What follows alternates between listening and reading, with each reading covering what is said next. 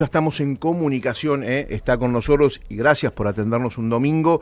Mauro Federico es un reconocido periodista de la gráfica, de la radio, de la televisión. Sus investigaciones sobre el narcotráfico fueron tema destacado en los medios. Es autor de varios libros, entre ellos País Narco, Tráfico de drogas en la Argentina, del tránsito a la producción propia, Historia de la droga en la Argentina, de la cocaína y los fumaderos, a los narcos y las metanfetaminas, historias del contrabando en la Argentina, de la aduana del virreinato a la mafia de los contenedores, pero tal vez su libro más crudo y su libro más importante seguramente es el que tiene de protagonista él y su familia, ¿no? Se llama Familia Adicta, que tuvo como protagonista a él y a su hijo. En este libro, bueno, Mauro Federico, con quien vamos a estar hablando ahora, narra como padre cuál fue el proceso para dejar atrás la culpa y hacerse responsable. Y su hijo Ariel, exadicto, cómo fue el suyo desde que tocó fondo hasta que hizo su última rehabilitación. Una historia que nos sorprende, que nos llega al corazón, a las últimas fibras de nuestro alma, ¿no? Está Mauro Federico con nosotros. Buenas tardes, Marcelo Chocarro y Claudio Calabresi te saludan. ¿Cómo estás? Hola Marcelo, hola Claudio, ¿cómo están ustedes? Gracias por la invitación. Hola Maurito. Mauro, indudablemente el caso Chano ha puesto y ha revivido de alguna manera cosas en tu vida que tal vez no sé si querés olvidar, pero sí dejar atrás definitivamente, ¿no? Mira, lo hablaba hace un rato con mi esposa, esto justamente, porque cuando uno se propone hacer lo que nosotros junto con Ariel hicimos hace ya 2 años y medio, que es presentar nuestra historia de la manera cruda y descarnada que nos propusimos hacerlo, que es desde el relato en primera persona, tanto de él como mío, pero atravesado a lo largo de casi 10 años de tratamiento para recuperarse de su adicción. Evidentemente uno se pone en un lugar, se coloca en un lugar consciente de que la repercusión que va a tener esa palabra, esa forma de presentar su historia, va a tener entre los demás. Simplemente porque entre los demás, lamentablemente, son muchos los que padecen la misma afección. Fíjate lo que son las vueltas de la vida. Claudio es mi amigo hace muchos años, conoce mi historia.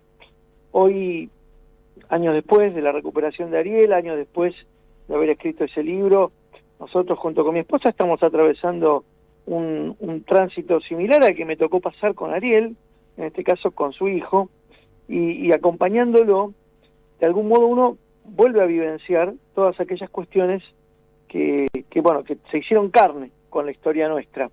Pero claro, las historias personales, las historias íntimas, no cobran notoriedad hasta que no ocurre algo como pasó con Santiago Charpentier, con Chano, o hasta que no pasa lo que pasó con Piti. Siempre me acuerdo, recién la mencionabas vos, creo que fuiste vos Marcelo recién en el relato, a Cristina, la madre de Piti, a la que tuve oportunidad de conocer gracias a Claudio, y la verdad que escuchaba su relato y me veía reflejado. Claro. Al igual que escuché el otro día a Marina, la madre de Chano, y me pasaba lo mismo. Siento exactamente la misma empatía que por cada uno de los padres y madres, familiares y amigos y parejas de personas con adicción que lamentablemente, como decía, son muchos y en la Argentina no terminan de encontrar un cauce para tratar de manera adecuada su afección.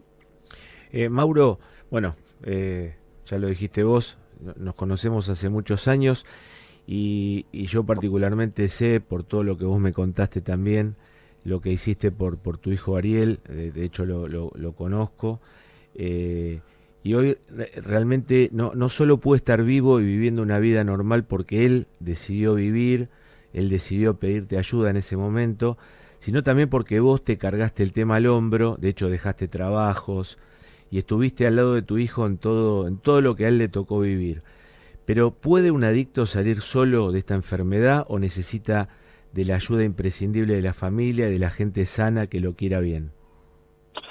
Es una pregunta que da el corazón de la cuestión, porque evidentemente un adicto en buena parte llega a la situación de crisis cuando no tuvo un entorno que pudo contenerlo en su momento y eventualmente atacar tempranamente esa afección que evidentemente a veces no se reconoce como tal, pero una adicción es una enfermedad y si uno logra a tiempo poder abordarla, evidentemente los resultados que obtiene son diferentes. Yo mismo me pregunto, Claudio, si haber tomado la adicción de mi hijo apenas a sus 16 años, 3 o 4 años después de su primer consumo problemático, no fue tarde. Pero vos imaginate lo que le pasa a Marina o a Cristina, ¿no? O a las tantas Marinas y Cristinas que tienen hijos que tienen décadas de consumo problemático y de adicción profunda, que evidentemente han provocado un daño en otros aspectos de la vida de sus hijos que trascienden los emocionales. Por suerte Ariel, y en el caso de Ariel, esa situación pudo abordarse tempranamente para evitar el daño físico y neurológico que seguramente el consumo constante de sustancias le hubieran provocado a lo largo de los años. Fueron apenas 3 o 4 años que él tuvo de un consumo sostenido a lo largo del tiempo y posteriormente sus recaídas con sus respectivas sobredosis que están también contadas en nuestro libro, tan descarnadamente contadas en nuestro libro. Pero si no hubiese existido ese entorno familiar del que yo me siento parte, pero también lo fueron también su mamá, digamos, parte de mi familia, parte de la familia de su madre, algún amigo, si no hubiera habido ese entorno hubiese sido imposible, porque el acompañamiento de ese camino de salida está construido en base, por lo pronto sí, a terapéuticas, a trabajo científico, pero también por el amor que todos los que lo acompañamos sentimos por él, para que en definitiva se pueda contagiar de ese amor y se transforme en un amor propio que el adicto en general no tiene. El adicto, contrariamente a lo que uno cree, puede parecer o hacerse ver como todopoderoso, pero el adicto es una persona hipersensible que claramente busca autodestruirse a través del consumo. Y esa falta de amor propio es lo que muchas veces hace necesario el amor de un entorno para poder reconstituirse y volver a mirar la vida desde otro lugar. Mauro, terrible lo que contás. Pero bueno, el caso de Chano nos muestra también como una madre de un chico, de una persona adicta, en este caso conocido, pero bueno, que justamente también Marina, yo la escuché que dijo que por lo menos llevaba 20 años en rehabilitación, Chano, que es algo más o menos como lo que dijiste. Bueno, ya sea adicto o que tenga una fuerte crisis de salud mental, llamó al Estado para pedir asistencia y terminó con su hijo baleado. O sea, más allá que si la policía actuó correctamente o no, vos, ¿qué opinás de esto? Y es una parábola que demuestra, Claudio, claramente el fracaso del sistema, porque si la asistencia a una persona con consumo problemático que viene arrastrando hace 20 años una adicción en un momento de crisis es enviar un policía con un arma de fuego, evidentemente el sistema ha fracasado. Hicimos no todo quiero mal caer, ahí claro, hicimos todo mal. Y no quiero caer, vos bien lo decís, además vos como hombre del derecho y como representante legal de muchos efectivos policiales sabés que el trabajo del policía es un trabajo enorme y hay que tener mucho respeto, por eso no quiero, además desconozco la causa, por lo tanto no podría opinar, pero no quiero caer sobre la figura de ese joven policía que evidentemente se vio entre una circunstancia que lo desbordó. Pero el problema no es que la circunstancia lo haya desbordado, el problema es que ha sido un policía con un arma de fuego asistiendo a un paciente que evidentemente estaba en una crisis psiquiátrica y que claramente, como tal, podía encontrarse preso de una reacción que no controlara. Porque este es un punto, mirá, el sistema falla en muchos aspectos, pero este es clave. ¿De qué manera vos podés abordar a un paciente en una situación de crisis? Mira, yo te voy a contar 2 historias rápidamente. Una, la que me tocó vivir a mí, cuando pasó con el hijo, bueno, yo digo nuestro hijo porque vive con nosotros, ahora lo estamos acompañando, con el hijo de mi esposa, en un momento determinado en el cual él también estaba presa de una situación, de una crisis de consumo, y el año pasado, para estas épocas, lo fuimos a buscar para tratar de encontrar una solución que fuera a través de algún tratamiento. Pero Bueno, vos, perdóname, ahí que te quiero hacer un parate para que se entienda, pero que a diferencia de Ariel, él no se quería internar. claro. En este caso había una cerrada negativa a reconocer siquiera el problema, porque lo primero que pasa con un adicto es que niega su condición de tal y no considera tener ningún tipo de problema que afrontar. Mientras su vida se derrumba, él lo último que hace es admitir que tiene un problema. Quiero Bueno. aclarar esto porque a lo mejor esto también es lo que le pasó muchas veces a Cristina Compiti y a Marina Conchano. O Claro. sea, son personas mayores de edad que si no se quieren internar o no reconocen el problema, a veces los padres se ven en una encerrona que es muy Tremenda. difícil de... Que no viví con Ariel, porque como les contaba recién, Ariel tenía 16 cuando hizo su primer tratamiento, y 20 cuando él mismo eligió internarse, primero en un psiquiátrico, luego en una comunidad terapéutica, luego de 2 sobredosis. Pero en este caso, estoy hablando de una persona más adulta. Yo no lo menciono porque él está en tratamiento, trato de preservar Sí, lógico. sus datos personales, pero él tiene 25 años y bueno, y él no consideraba estar en un problema. Entonces, lo que hicimos a recomendación de gente que trabaja con personas con adicciones, bueno, lo que tenés que hacer primero, como no lo podíamos encontrar, estaba de caravana, era un barrilete dando vuelta. Es hacer la denuncia policial. Una denuncia policial. Claro. Bueno, la denuncia policial, lo primero que tengo que decir es que de no haber sido porque había una persona conocida que me dijo, che, atiéndanlo, estuvimos horas en una comisaría y no te toman una denuncia por una persona que se perdió hace 8 horas, que no sabe, o 12 horas, o 14 horas, no, tiene que dejar pasar 2 días, pero espere, yo sé que mi hijo se puede hacer daño, no, mire, es así, el reglamento, bueno, gracias a los contactos que uno tiene, logré que me atendieran en una comisaría. Lo que tengo que demostrar ante esa comisaría en una denuncia es que la persona sobre la cual yo estoy pidiendo averiguación de paradero para que me ayuden a encontrarlo es un peligro para la sociedad o para sí. Claro, O sea, sabiendo que es un adicto en estado grave. hasta en ese momento este chico se había autoinfligido daño, se había querido prender fuego, se había lastimado con un elemento punzocortante, había hecho varias cosas que evidentemente lo ponían así. Pero claro, yo hice esa declaración, pues su madre hizo esa declaración, con ese papel yo tenía que ir a un juzgado. Bueno, el juzgado de familia estaba de feria, porque justamente fue para esta época. Dios mío. Entonces, bueno, vos ibas ahí, bueno, vos lo sabés, Claudio, Dios te ayude. presentás y bueno, te tienes que ver a qué te toca. No había juez de familia en ese momento de turno y había que hacer un estudio del que participaran 3 peritos independientes y los 3 debían coincidir en que esta persona estaba, digamos, en una situación que podía poner en peligro a terceros o a sí mismo. En función de eso recién emitieron un dictamen para establecer una orden de internación compulsiva. Cuando yo vi eso, dije, perdónenme, ¿y cuánto puede tardar esto? Y no sé, en este momento no le puedo dar una fecha, porque había que convocar a los peritos, porque la feria, porque... Yo entiendo el sistema judicial porque trabajo como periodista judicial y conozco los vericuetos de los tribunales, pero vos entendés que es inadmisible que en una situación de urgencia como la que estábamos atravesando nosotros, vos pudieras esperar esos tiempos. Finalmente terminamos haciendo algo con lo que no estábamos de acuerdo, pero la desesperación nos llevó a tomar ese camino, que es, tomamos el teléfono que nos dieron de una comunidad terapéutica, entre comillas, comunidad terapéutica, que lo que dispuso, esto no lo conté nunca, o sea, te lo cuento a vos por la confianza que vos sabés que te tengo y porque creo que esto hay que visibilizarlo. Gracias, Maura. Esta comunidad terapéutica es una comunidad terapéutica de Pilar, que se llama Reencontrarse, yo no la conocía, pregunté en el Cedronar, no estaba inscripta.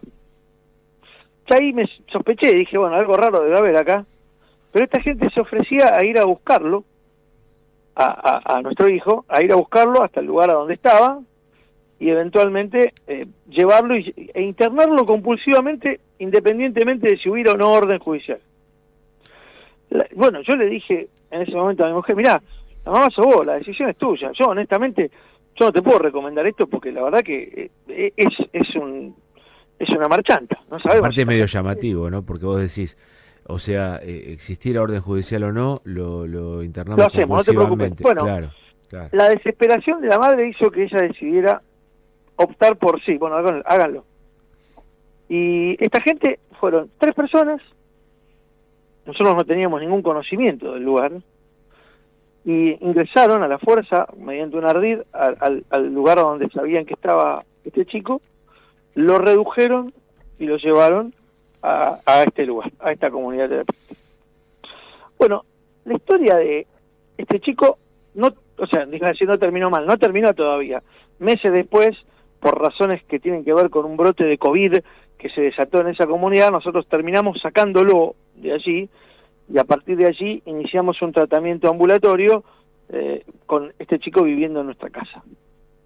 Pero situaciones como las que vivió este hijo de mi mujer, viven un montón de pibes hoy.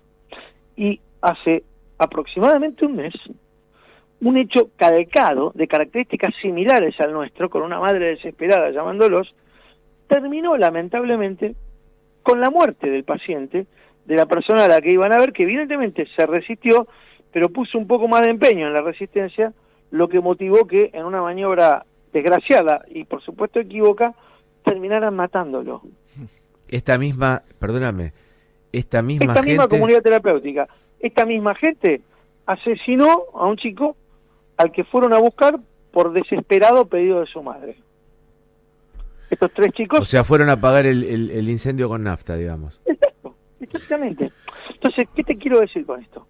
Ni enviar a la policía, ni enviar a gente que evidentemente no está preparada para resolver una situación de crisis, es el camino.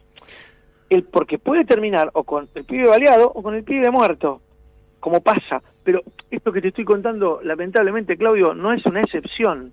Cuando te metes en las historias, te das cuenta que no es la primera vez que pasan estas cosas.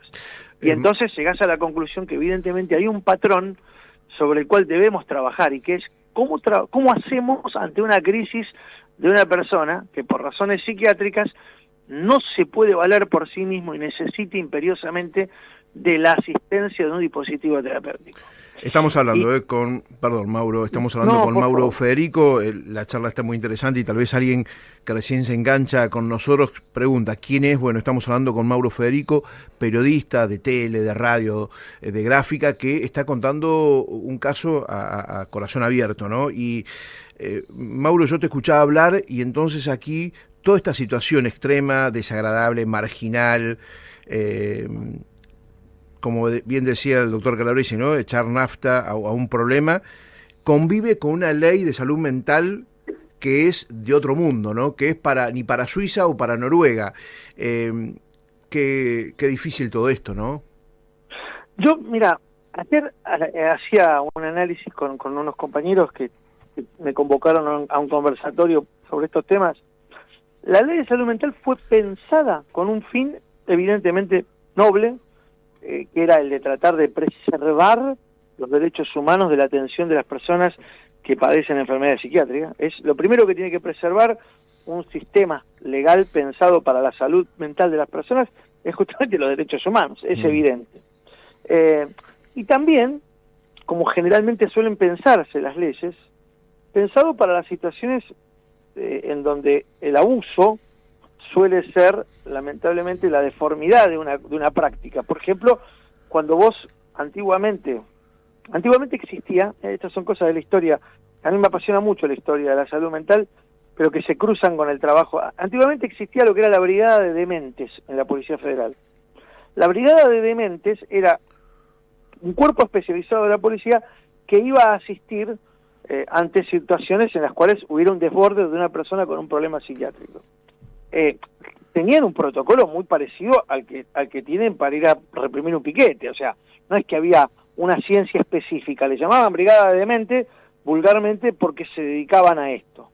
En el 2012, el gobierno, la ministra Nilda Garré, elaboró un protocolo para tratar de asistir de manera adecuada, pero claro, vos podés hacer un protocolo, lo podés escribir, pues si esto se actúa de esta forma, pero después si los actores, si los intérpretes, si yo te doy una partitura de Mozart, a vos que no entendés un corno de música, probablemente desafines, y esto es lo que termina ocurriendo. Es que aparte, hacer un protocolo. Me parece, Mauro, que está hecho más, viste, de teoría que de práctica, o sea, es como Realmente. yo te digo, bárbaro, genial, che, qué lindo sonaría esto si lo tocara uno que supiera. Pero cuando vos vas a la realidad te encontrás con que hay innumerable cantidad de inconvenientes. El primero es no hay gente especializada para atender las circunstancias de emergencia. Luego se parte de un precepto equivocado, que es que una adicción, su asistencia puede acotarse temporalmente. ¿Por qué? Porque se pensaba antiguamente que a las personas a veces se las internaba con el objetivo de, por ejemplo, apoderarse de los bienes, no sé. Sí, lo que está pasando ahora con Manes, por ejemplo, ¿no? Y esa Sí, causa esta historia Cohen, que hay con la causa Manes, Cohen, claro. Exactamente, la causa Cohen. Bueno, esto era, no voy a decir que común, pero había muchos casos de estos. Entonces, no va a ser cosa que se utilice el ardid de que una persona está enferma, con una enferma de salud mental, y la terminen internando para perpetrar otro delito u otra cuestión que tenga que ver en perjuicio de esa persona. Bueno, entonces había que defender los derechos individuales, los derechos humanos. Ahora, el problema es que con la adicción, lo que no se tiene en cuenta, primero que no hay enfermedades, hay enfermos. Entonces, establecer un parámetro de cómo se adopta, cuánto tiempo tarda o insume un tratamiento para una adicción, es un error. Y aparte hay una cosa, o sea que partir de la base que el adicto en este caso no es un enfermo, no es un delincuente, ¿no? Exacto. Si vos lo pones en el lugar del criminal, lo vas a tener que abordar. Mandás a la policía, pero si no... Exactamente. Pero si vos lo mandás a un sistema de salud, claro, que dice que un tratamiento no se puede extender por más de 3 meses, eventualmente con una junta médica a 6 meses, lo que a partir de ahí, la internación, porque estamos hablando de internaciones diferenciales, la internación en una comunidad terapéutica seria, de verdad, no donde terminaron estos chicos que acabo de contar. Sí, claro. Porque las hay, y muchas serias, pero también las hay las otras, que hay que evitar su proliferación, tienen dispositivo terapéutico que son de trabajo convivencial, con terapias grupales, terapias de trabajo. Mi hijo estuvo allí 1 año y 8 meses, yo participaba de grupos de trabajo de padres, familiares, parejas, de las personas que estaban allí en una tarea de comunidad terapéutica, que son internaciones convivenciales, tratamientos convivenciales, porque viven esos adictos y adictas en un espacio común. Si vos lo acotás en el tiempo, y el tratamiento no logra evolucionar favorablemente, a esa persona la largás a la calle o a la vida social todavía sin estar lo adecuadamente preparada. Pero es como si te quiero preguntar algo, Maurito, porque sí. hoy la ley de salud mental te dice que lo tenés que tratar en el servicio de salud mental de un hospital general, pero vos creés que, digamos, el sistema judicial y el sistema sanitario está preparado para darle una solución o una ayuda necesaria al adicto y a la familia. Yo no lo creo, lo viví, Claudio, claro, o sea, me di cuenta, lo sufrí en carne propia la incapacidad que tiene el sistema Totalmente. Para poder dar tratamiento, contención y ni hablar solución, porque en medicina no hay garantía de solución. Vos cuando vas a un tratamiento médico lo enfrentás con toda la fe del mundo, con toda la expectativa y con toda la ciencia puesta, pero puede fallar. Mauro, vos que te gusta investigar y estudiar, como decís vos, la historia y la actualidad, ¿hay algún sistema de salud en el mundo que pueda asemejarse a la situación tal vez ideal que como padres queremos para un hijo adicto? Mira, yo creo que esto no es un tema de sistemas públicos o de sistema de salud a nivel nacional. Hay experiencias muy buenas en diferentes lugares del mundo donde me ha tocado, en algunos casos, conocerlas, en otros, eventualmente, poder participar, digamos, yendo a alguna charla. Por ejemplo, en algunas zonas de Brasil me ha tocado conocer a mí, hace ya algunos años, en una zona del nordeste, en Recife, hay espacios comunitarios que trabajan muy bien la temática de las adicciones. Lo que ocurre es que cuando vos te pones a pensar en la cantidad de sistemas normativos que están superpuestos a la hora de evaluar cómo abordar la problemática de una persona con adicciones, te encontrás con que en la Argentina tenés una ley que tiene aspectos punitivos y que se abraza a paradigmas que ya están bastante antiguos y perimidos en el mundo, como es la idea de este combate contra el narcotráfico. Mira, ayer me daban un dato un abogado, un colega tuyo, Claudio, de la Ciudad de Buenos Aires, en la justicia de la Ciudad de Buenos Aires, el 75% de las causas relacionadas con drogas, el 75%, porque a nivel nacional se habla siempre de la mitad. En la Ciudad de Buenos Aires el 75% tiene involucrados a personas que tenían droga para consumo personal. Sí, totalmente. Entonces, y estoy de acuerdo. Sí. El sistema judicial, lamentablemente, sigue poniendo al adicto en el lugar del criminal. Porque aunque, por ejemplo, un papel lo va a agarrar la policía, se lo toma, se acabó. Listo, se lo tomó, el consumo, en este caso, no está penado. Pero es mentira, porque se persigue, a ese chico le quedan 1 miligramo de cocaína en ese papel y se lo llevan preso por ese papelito. Exacto, pero a lo que voy es, yo no estoy a favor de la liberalización de las drogas. Discúlpeme, en eso tengo una posición muy dura, no es objeto de esta charla, pero en ese aspecto creo que tenemos que ser muy prudentes a la hora de plantear qué hacemos con esta cuestión. Ahora, de lo que no estoy absolutamente para nada en duda, es de que tenemos que terminar con la idea de que la persona que consume es un criminal o es alguien pasible de una acción penal o judicial, porque no lo es. Mauro, quisiera que cerremos la entrevista con una, por lo menos para mí, una última pregunta. Vos contanos por qué decidiste escribir Familia Adicta junto con Ariel, con tu hijo. Mira, en primer lugar, porque los tiempos en los que nos decidimos fueron distintos. Yo, si bien terminamos de hacer el tratamiento, cuando a Ariel le dan su alta definitiva, se lo propuse, Ariel me dijo, no, viejo, no, déjame echar la pelota, no, yo ahora no quiero tener más nada que ver con esto. Y él mismo me dijo que en ese momento él prefería no hacerlo. Yo estuve tentado de hacerlo yo solo, pero me di cuenta que la riqueza que podía tener el trabajo a 4 manos, digamos, o a 2 corazones, como nos gusta decir también, era distinto, con lo cual puse una pausa a esa idea. Y él mismo, un tiempo después, me dijo, dale, vamos a escribirlo. Y lo hizo tras un episodio que nos tocó vivir juntos, que fue presenciar a un padre hablando con los medios en la puerta del Hospital Fernández, tras la internación de su hijo, producto de una situación que se vivió en una fiesta electrónica muy conocida, ¿se acuerdan ustedes seguramente? Claro, en el que hubo 5 chicos que fallecieron, producto del consumo de sustancias. Y en ese momento ese padre dijo ante los medios, mi hijo no tiene nada, mi hijo es una persona sana, es deportista, jamás tomó droga, algo le deben haber puesto. Y Ariel me miró y me dijo, ustedes los padres no entienden nada. Claro, era lo mismo que decía vos. Alguien les tiene que explicar, viejo, que nosotros, las personas con adicción, mentimos y evitamos que nos puedan ayudar tempranamente.